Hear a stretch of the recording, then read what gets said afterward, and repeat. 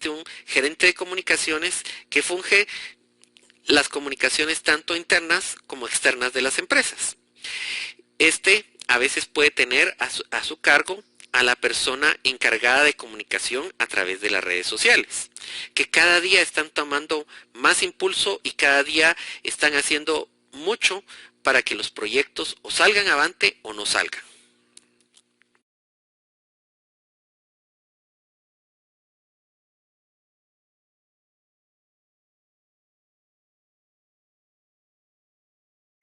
Lenguaje corporal. Ya hablamos anteriormente de que las palabras solo son un 7% y que más del 50% es con respecto a cosas que no están en las palabras ni en el tono de cómo lo estamos diciendo. Por eso es muy importante que consideremos lo que es el lenguaje corporal. El lenguaje corporal se refiere a todos los elementos que nos ayudan a comunicarnos, pero no de una manera hablada, sino de otras maneras, con nuestro cuerpo. Y vamos a ver los primeros casos, que son frotar las manos. Si yo me estoy frotando las manos, eso indica una expectativa. Expectativa de un negocio. Si yo estoy hablando y negociando con un sindicato dentro de una empresa para el proyecto en el cual estamos trabajando, si yo me froto las manos, se va a ver bastante mal. Y se va a ver como que yo espero obtener algo de ellos en ese momento. Y quizá ahorita estamos únicamente en negociaciones. Entonces, ya nos dimos cuenta que no es conveniente que frotemos las manos.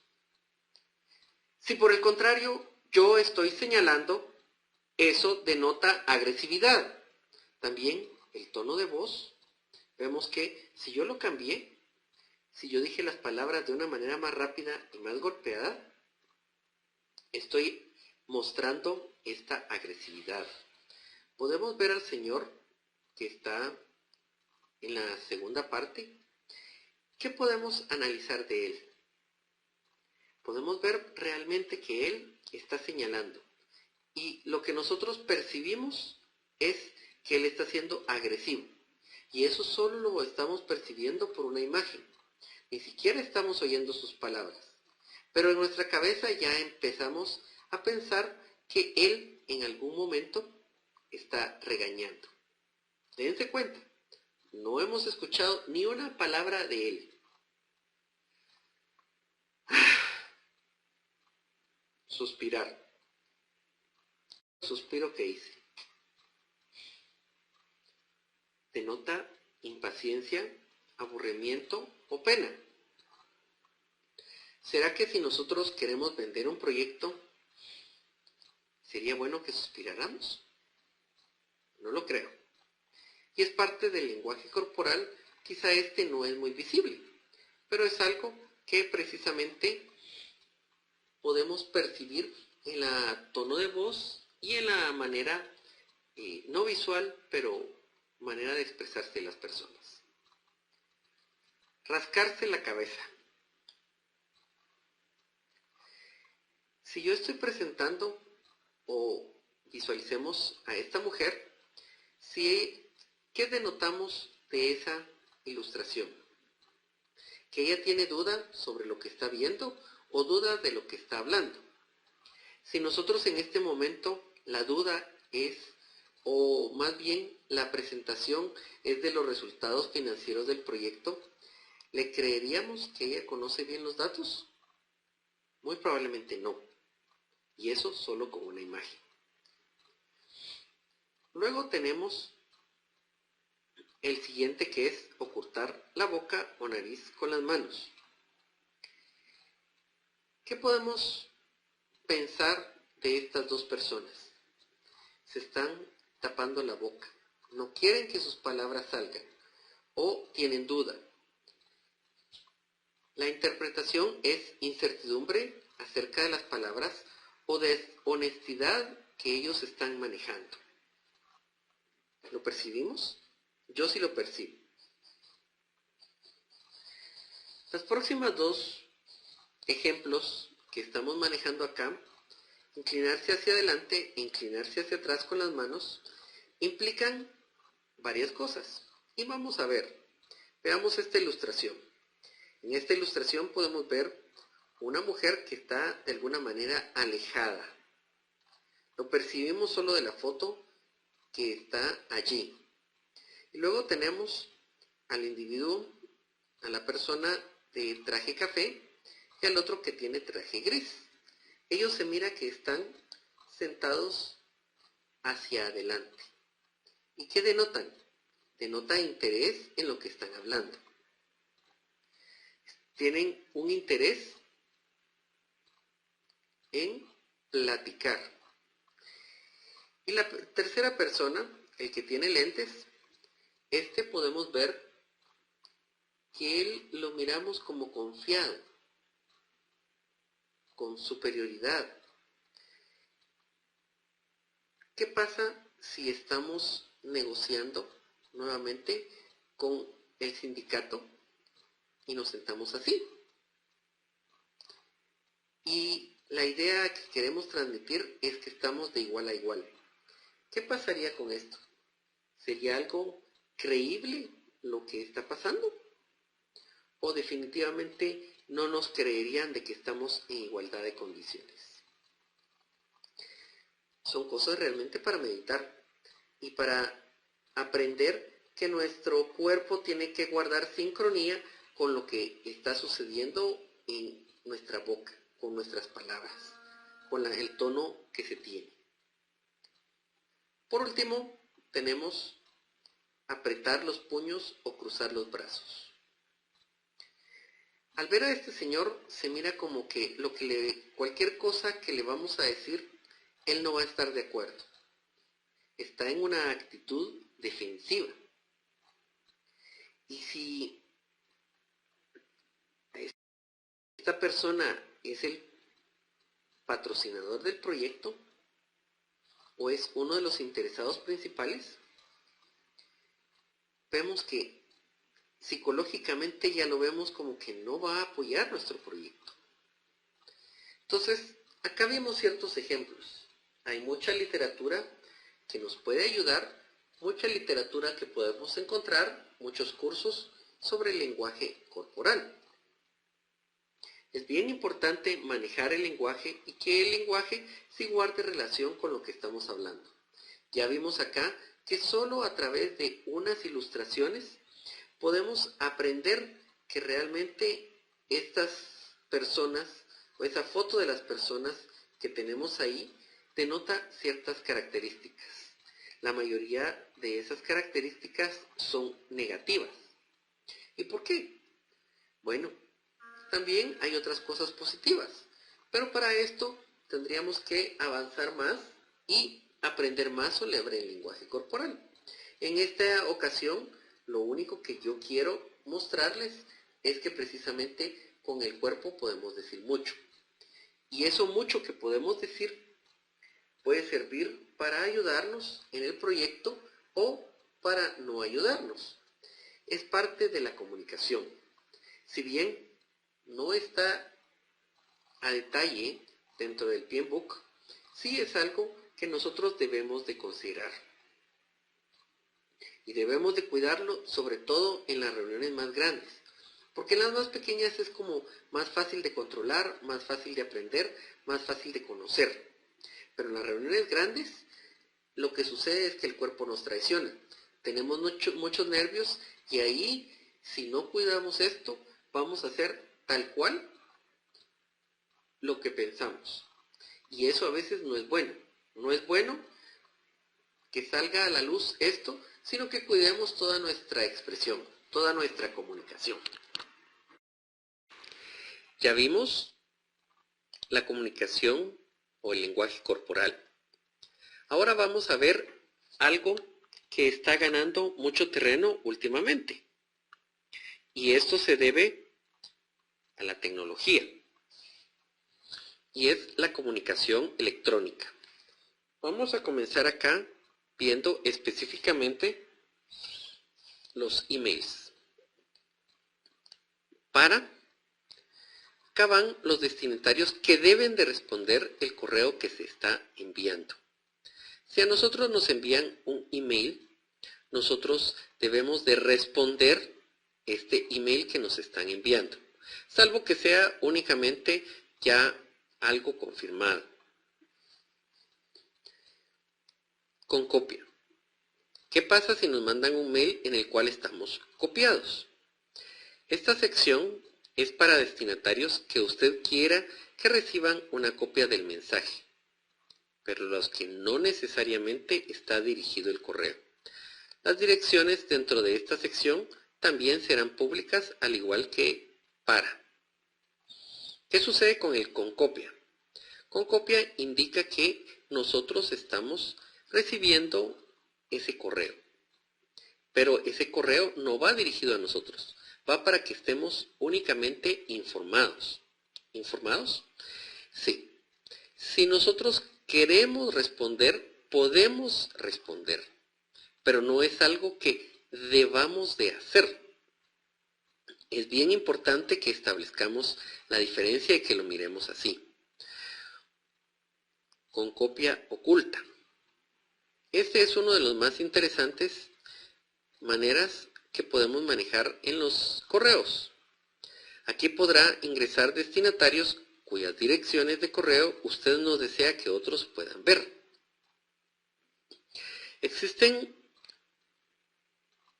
dos grandes motivos para utilizarlo.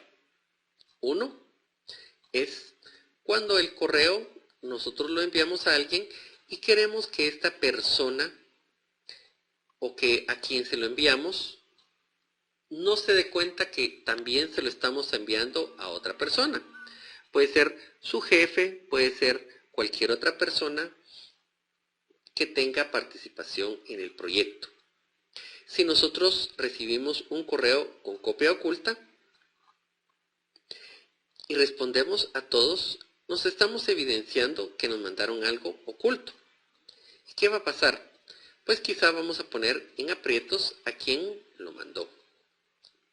Pero también existe otra razón u otro momento en el cual se puede utilizar con copia oculta. Ese momento es, por ejemplo, si ustedes están mandando un correo y este correo va a muchas personas.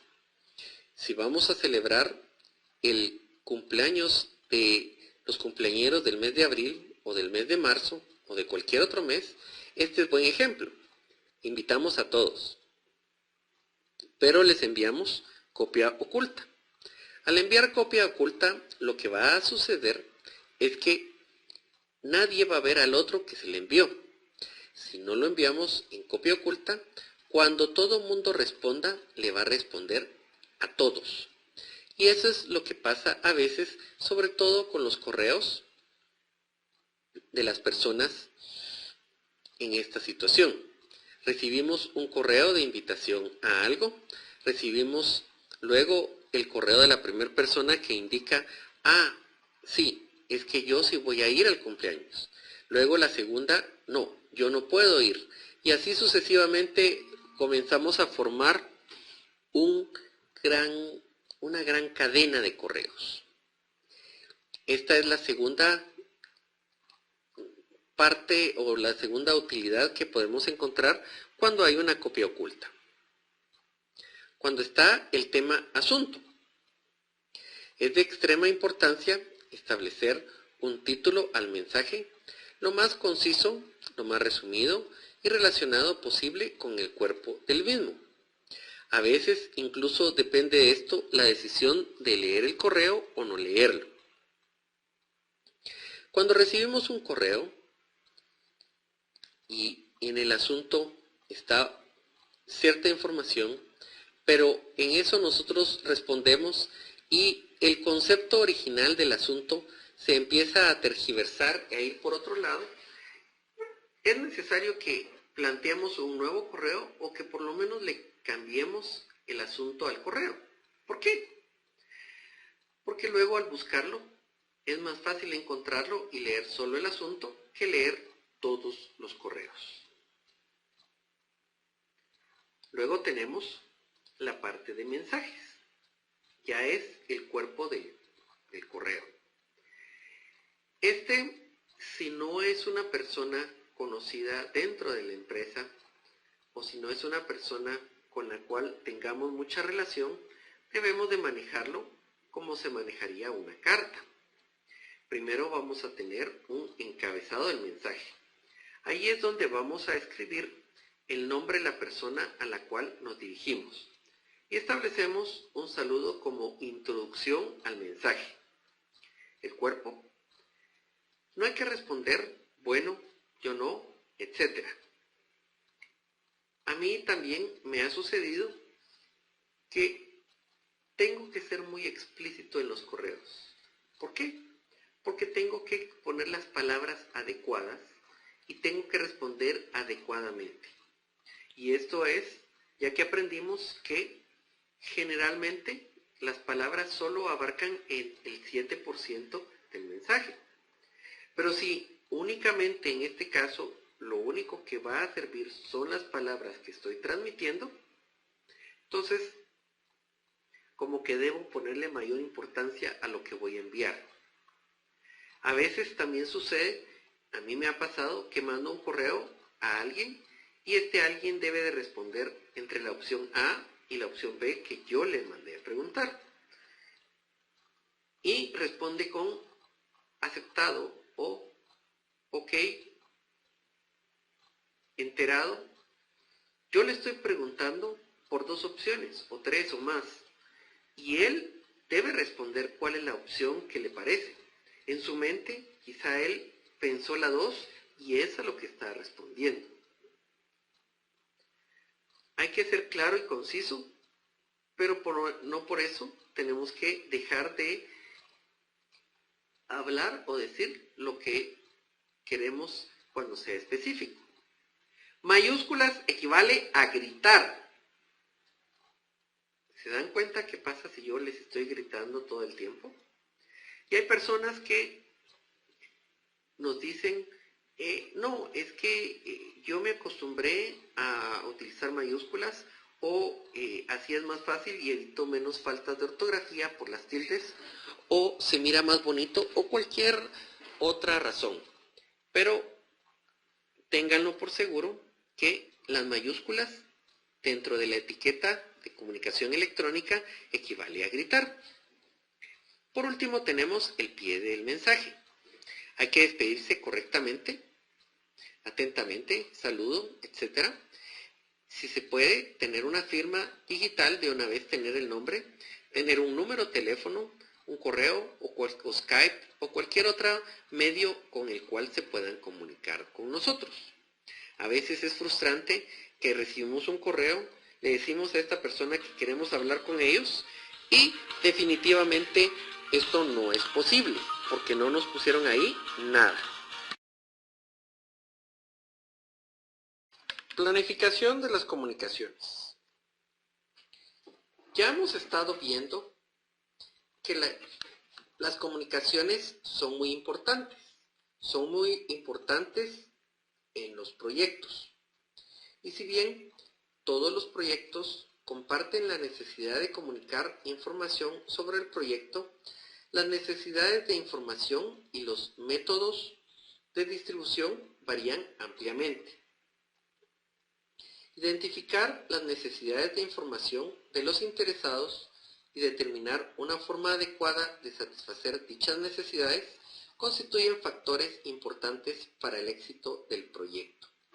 Cuando nosotros estamos hablando de estos temas, cuando nosotros decimos que todos los proyectos necesitan de comunicación, de información, vemos que los métodos de distribución varían completamente.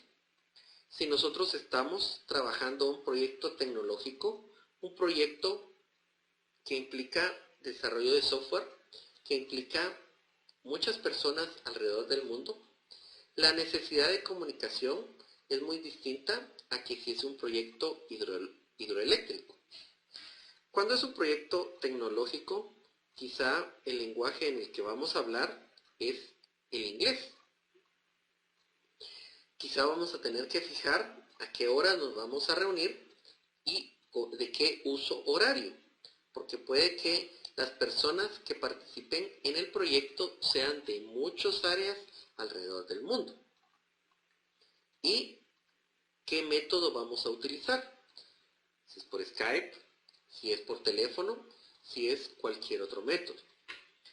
Por el contrario, un proyecto hidroeléctrico quizá implique hablar en idioma español o quizá implique hablar en algún otro idioma que se habla en ese país específicamente.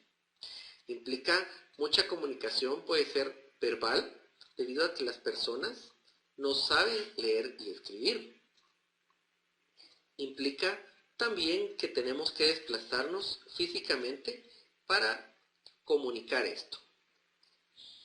Es bien importante que identifiquemos cómo es que vamos a realizar todo esto, porque si no, también empiezan a surgir dudas. ¿Cada cuánto vamos a estar hablando del tema? ¿Cada cuánto vamos a estar viendo los problemas, los riesgos del proyecto? ¿Cada vez que surge un riesgo? ¿O vamos a tener reuniones semanales en las cuales vamos a limitarnos en una reunión de quizá media hora, 15 minutos, a hablar de riesgos? Quizá en otra reunión hablar del avance del proyecto en general, quizá en otra hablar de las comunicaciones, etc. Si ya tenemos establecidas unas reuniones y si esas reuniones se cumplen y tenemos fijado el objetivo de las reuniones, nadie va a estar preguntando fuera de las reuniones cuándo vamos a recibir el informe o cuándo nos van a informar del proyecto. Esto realmente es útil porque nos ayuda a no perder el tiempo. El planificar las comunicaciones nos ayuda a que todos los que participamos en el equipo del proyecto estemos de acuerdo con la manera como se va a realizar. Una planificación incorrecta de las comunicaciones conducirá a problemas que pueden ser demora en la entrega de mensajes, comunicación de información sensible a la audiencia equivocada o falta de comunicación con algunos de los interesados involucrados. También, con respecto a este punto, es bien importante que nosotros les comuniquemos al personal si ellos están facultados para informar fuera de la organización sobre el proyecto. Desde el punto de vista legal, si nosotros no informamos que ellos no pueden explicar las cosas ante un reportero, ante una comunidad, nos podemos ver inmersos en que ellos lo van a comunicar. Si un reportero les pregunta, ellos lo van a decir. ¿Y será que ellos son los más capacitados precisamente para trasladar esta información? Muchas veces no es así. O puede que, por falta de comunicación, el proyecto esté siendo paralizado. ¿Por qué? Porque cuando no tenemos comunicación de algo, empezamos nosotros a asumir cosas, a hacerle caso a rumores. Pero cuando la información viene, es veraz, es fidedigna y viene cada cierta cantidad de tiempo y lo sabemos, lo conocemos, sobre todo si nosotros somos la comunidad, pongámonos a pensar en una comunidad en que se va a ir a trabajar un proyecto de obra civil gigantesco. El tren Hyperloop responde a esas necesidades. Este proyecto es muy moderno, implica a veces poner tecnología que la gente no conoce. Pero ¿cómo vamos a hacer para comunicarle eso a las personas? ¿Cómo vamos a hacer para que ellos no duden de la información? ¿Cada cuánto se las vamos a comunicar? Si no, ellos van a estar completamente a la deriva y cualquiera que les diga cualquier cosa va a ser cierta. Entonces, es importante y en el cuadrito azul ustedes pueden ver que nos indica y nos dice claramente Los recursos del proyecto se utilizan únicamente para comunicar información que contribuya al éxito cuando una falta de comunicación pueda conducir al fracaso. No debemos de comunicar por comunicar, porque eso también sería un desgaste para todos y inclusive un desgaste de recursos. Pero tampoco podemos evitar el comunicar cuando eso va a afectar el desempeño del proyecto. Entonces, hemos aprendido lo importante que es planificar y manejar bien las comunicaciones que realizamos dentro del proyecto.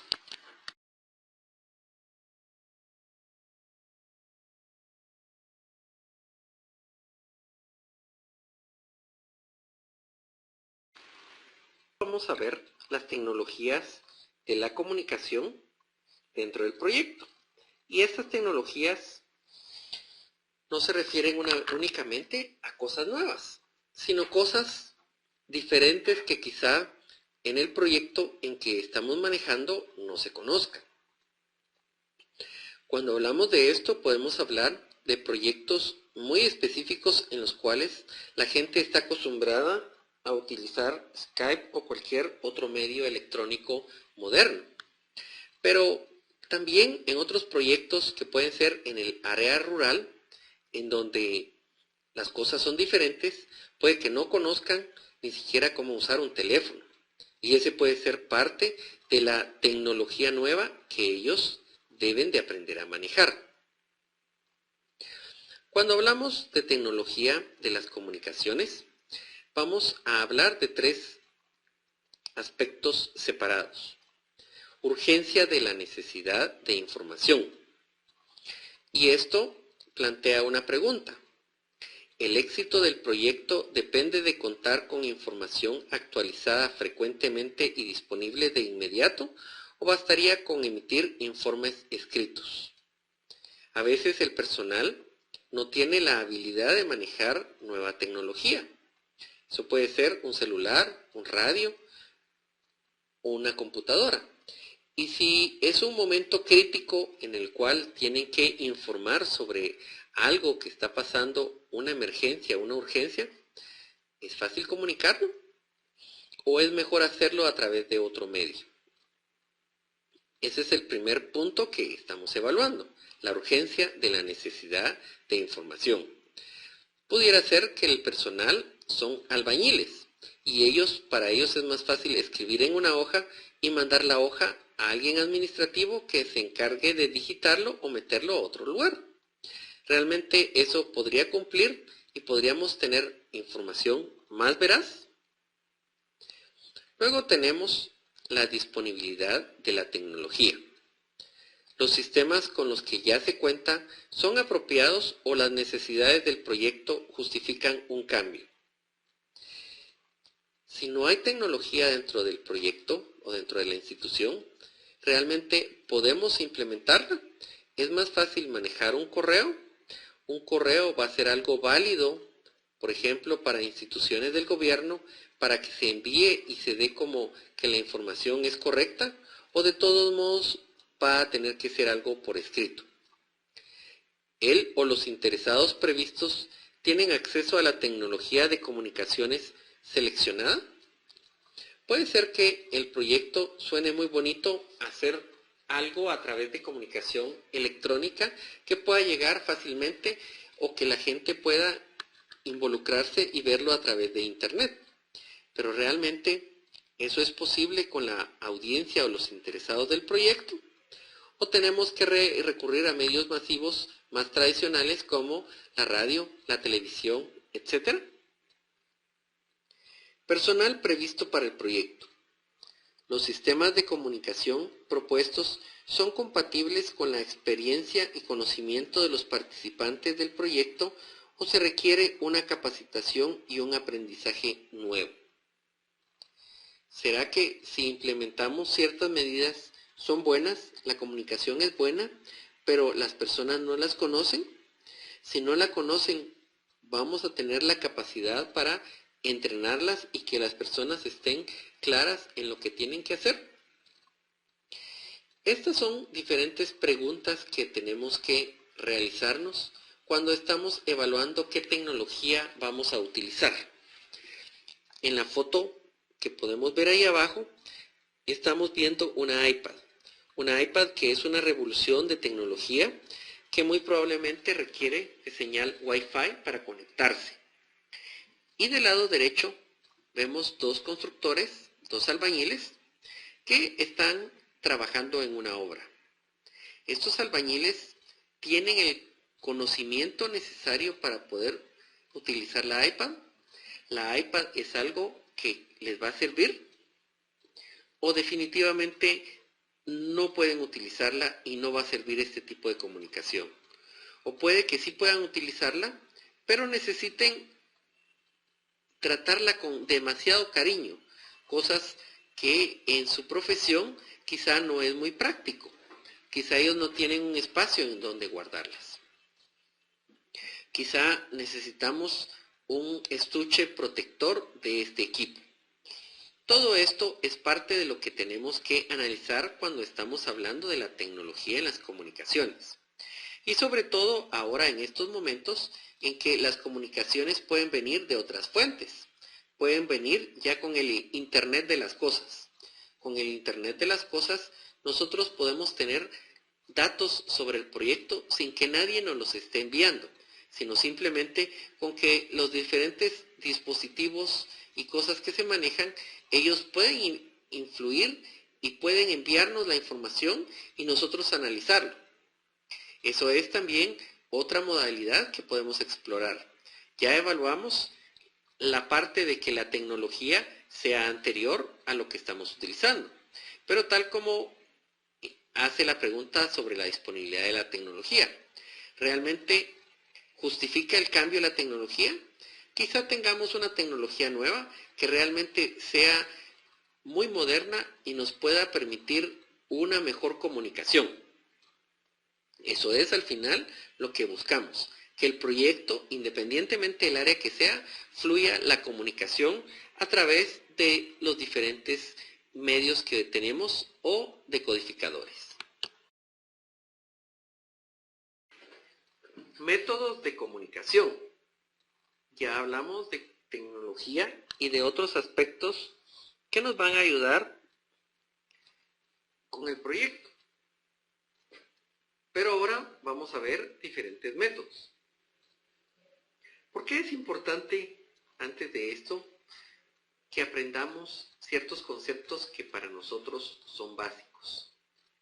Bueno, esto es precisamente porque tenemos que conocer las palabras adecuadas, conocer sobre temas que a veces no son los tradicionales en los cuales se mueven nuestros proyectos.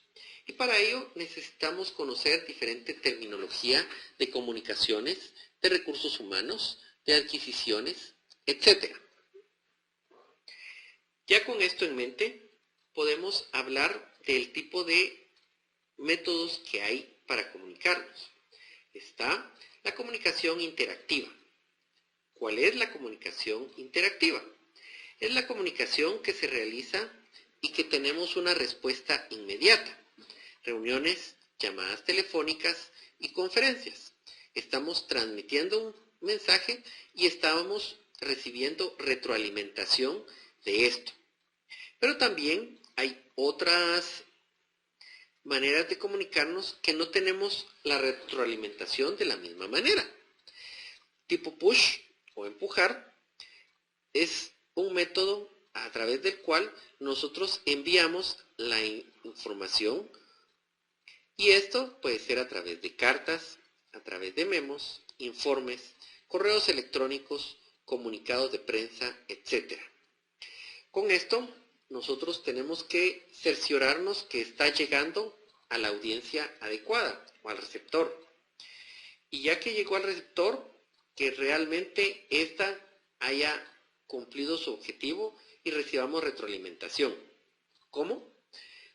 Eso ya va a variar de nosotros, pero si vamos a hacer un informe, si lo vamos a enviar y cómo vamos a saber si esta persona tiene la información correcta en el momento adecuado. También tenemos tipo pull, que es jalar, que es cuando la persona que quiere recibir la información la solicita de algún lado. Y eso puede ser sitios de internet, aprendizaje virtual, trifoliares, etc. Tanto con la tipo push, empujar, como la tipo pull, jalar, tenemos ahí un par de puntos. Como tenemos la reacción o la retroalimentación. Ya que conocimos las tres, podemos darnos cuenta que la comunicación interactiva es efectivamente la mejor, pero no siempre es la que debemos de utilizar. Para eso existen las otras dos y cada una se puede utilizar en su momento y de la forma más adecuada. Ya va a depender de nosotros como gerentes del proyecto que tomemos esta decisión sobre esto. Ya hemos tocado a nivel general 7 áreas de conocimiento. Nos toca la octava, que se refiere a los riesgos. Los riesgos. ¿Qué son los riesgos? Los riesgos desde gestión de proyectos es algo que se maneja y que el concepto varía del concepto general de riesgo. ¿Por qué varía? Porque acá existe el tema de riesgos positivos y riesgos negativos. ¿Qué son los riesgos positivos? Los riesgos positivos es algo que va a suceder en un futuro y que va a afectar positivamente un proyecto.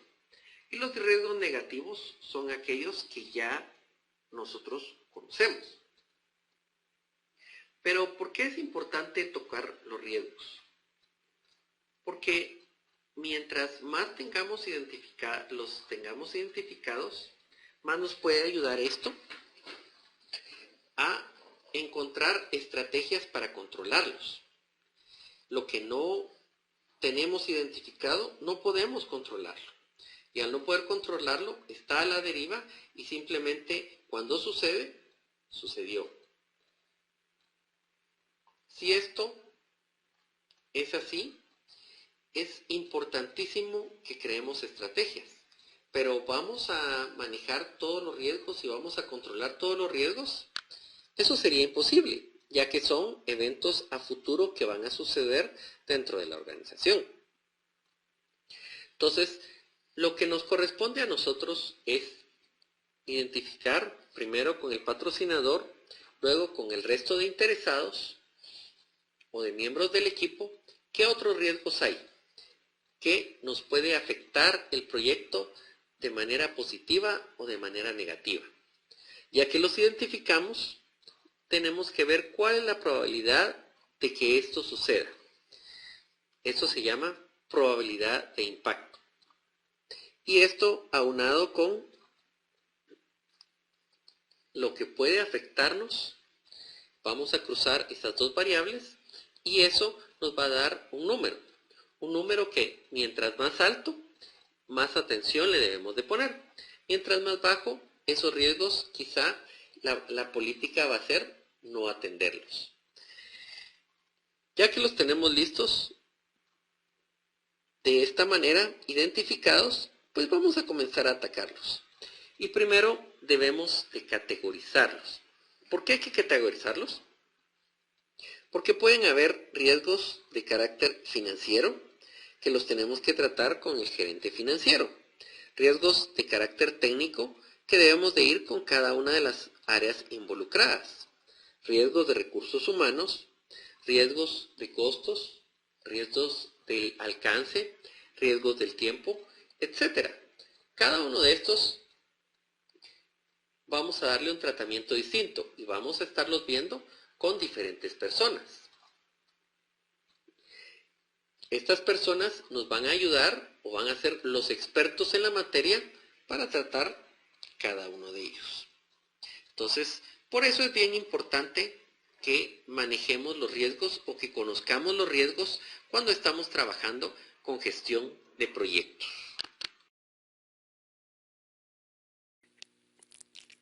Conceptos básicos 1.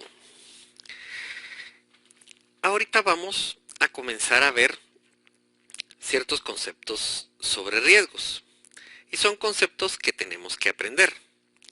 Tal como hablamos en la clase anterior sobre riesgos, que es un área de conocimientos adicionales, el entender que hay que identificar los riesgos, que hay que ver cómo nos van a afectar al proyecto y qué tanto eso va a afectarlos, nos van a hacer que nosotros podamos planificar una respuesta a los riesgos. Y eso lo que va a lograr es que nosotros identifiquemos qué puede hacer cambiar a nuestro proyecto. En el caso positivo, oportunidades, y en el caso negativo podemos llamarlas amenazas. El que identifiquemos estos riesgos también nos ayuda a crear un plan de acción. Gestión de proyectos se basa en coordinar todos los objetivos, en coordinar que se alcancen los objetivos que se esperan del proyecto. Eso no implica que nosotros seamos los expertos en cada área. Tampoco implica que seamos los expertos en los riesgos que identificamos. Sí representa que nosotros sepamos cómo manejar el proyecto, que seamos líderes, que estos líderes son los que mueven a otras personas a lograr que se llegue a la meta final, a terminar el proyecto según lo esperado. Para acabarlo según lo esperado, tenemos que evitar los inconvenientes y contratiempos. Estos inconvenientes y contratiempos podemos identificar algunos como riesgos. Y vamos a comenzar ahorita con la parte conceptual. La primera oración nos dice: los objetivos de la gestión de riesgos del proyecto son aumentar la probabilidad y el impacto de eventos positivos y disminuir la probabilidad y el impacto de eventos negativos o adversos al proyecto. Tenemos oportunidades y tenemos amenazas. Las oportunidades las vamos a conocer como riesgos positivos y las amenazas como riesgos negativos. Hay que aumentar o maximizar las oportunidades y hay que minimizar o debilitar o trasladar las amenazas. Entonces, esto lo podemos hacer de muchas maneras y con muchas técnicas. Pero primero debemos de continuar viendo otros puntos importantes para identificar y saber cómo hablar con la terminología de riesgos. Los riesgos se ubican siempre en un futuro. Un riesgo es un evento o condición incierto que si ocurre tiene un efecto positivo o negativo sobre al menos un objetivo del proyecto, como por ejemplo tiempo, costo, alcance o calidad. Entonces, un riesgo, al ser un evento que no conocemos, por su definición pasa a ser un evento en el futuro. Los que considerábamos riesgos y pasaron, evidentemente les dimos un tratamiento. Y los que se consideraban riesgos y no pasaron, quedaron en el olvido, únicamente registrados como que eran unos posibles riesgos, pero que no sucedieron. ¿Para qué los vamos a documentar? Pues vamos a documentarlos precisamente para tenerlo como lecciones aprendidas en un futuro. Los riesgos conocidos son aquellos que han sido identificados y analizados. Los riesgos desconocidos deben manejarse a través de planes de contingencia. Entonces, si es un riesgo o una amenaza u oportunidad que conocemos, ya está identificado, ya está clasificado y debería estar también analizado. Y si es desconocido, tenemos que manejarlo a través de un plan de contingencia, es decir, cosas que escapan a nuestras manos, sobre todo cosas como eventos naturales, catástrofes o eventos que pueden afectar a un país, y esto puede afectar definitivamente el proyecto, como huelgas, motines, golpes de estado, etc. Entonces, recapitulando estos conceptos, riesgos podríamos catalogarlos como positivos, los que son oportunidades, y negativos, los que son amenazas. Suceden en un futuro y si es conocido, lo vamos a clasificar, lo vamos a identificar y lo vamos a analizar. Y si es desconocido, lo vamos a estar manejando a través de un plan de contingencia.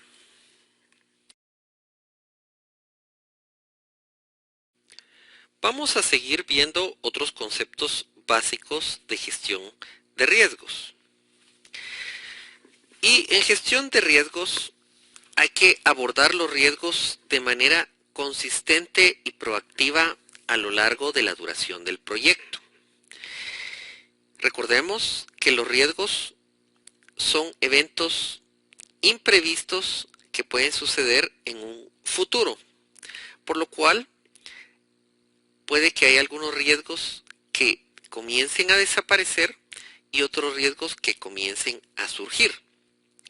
En nuestros ejemplos, cuando hablamos de el proyecto que maneja las tablets, la revolución tecnológica en la educación, en este proyecto puede que identifiquemos algunos riesgos.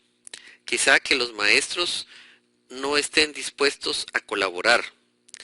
Ese sea un pensamiento que tenemos. Pero en el camino nos damos cuenta que el maestro sí quiere colaborar. El riesgo deja de existir. Y quizá surja un nuevo riesgo. Riesgo de que los ladrones se entren a robar las tablets. Quizá este no lo habíamos identificado desde un inicio. Y necesitamos irlos identificando. Allí es como cuando aprendimos que la planeación, ejecución, seguimiento y control es algo consistente y que continuamos haciendo a lo largo de todo el proyecto.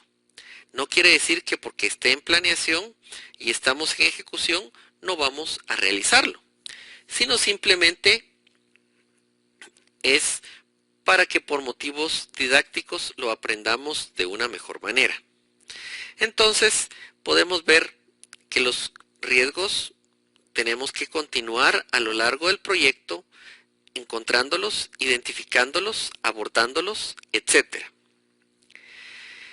El riesgo es un evento que tiene causas.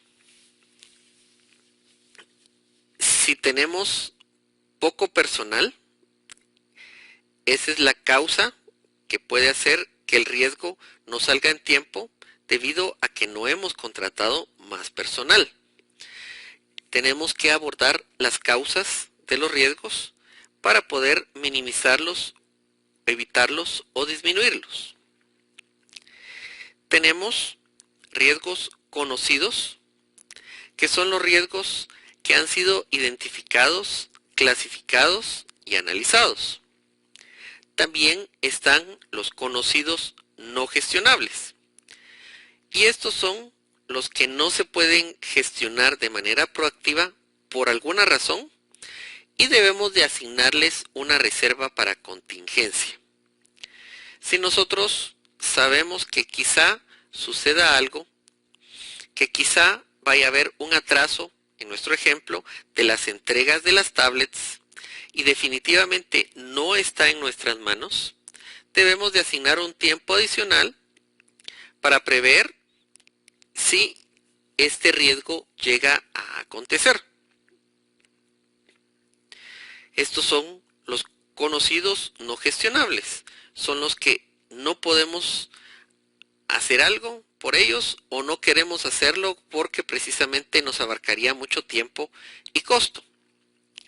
Luego tenemos los riesgos desconocidos. ¿Cuáles son estos? Estos son los riesgos de una fuerza mayor. Una manifestación, un evento de la naturaleza que no se puede evitar. Estos no se pueden gestionar de manera proactiva. Es decir, no podemos hacer nada ante un terremoto. No podemos reducirlo ni minimizarlo. Pero sí se les puede asignar una reserva de gestión. Y esta reserva de gestión va a servir, al igual que los conocidos no gestionables, para reducir su impacto. Esta reserva puede ser un seguro o puede ser cualquier otra cosa en el caso en que estamos mencionando. Por último, tenemos que los riesgos negativos materializados se vuelven un problema. ¿Y qué sucede con los problemas? Los problemas, cuando surgen en cualquier ámbito en el que estemos, deben de atacarse. ¿Cómo los vamos a atacar? Pues para ello hemos aprendido que podemos disminuirlo, podemos minimizarlo o podemos crear una reserva.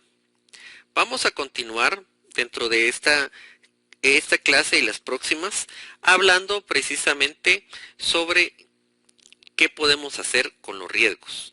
Pero nuevamente necesitamos tener los conceptos básicos, cierta terminología que es la que ahorita estamos aprendiendo. Y es esta terminología la que nos va a hacer que nosotros hablemos de una misma manera en cuanto a nuestra gestión de riesgos. Hasta acá llega la clase de conceptos básicos 2 y ahora vamos a ver otros conceptos en la siguiente clase.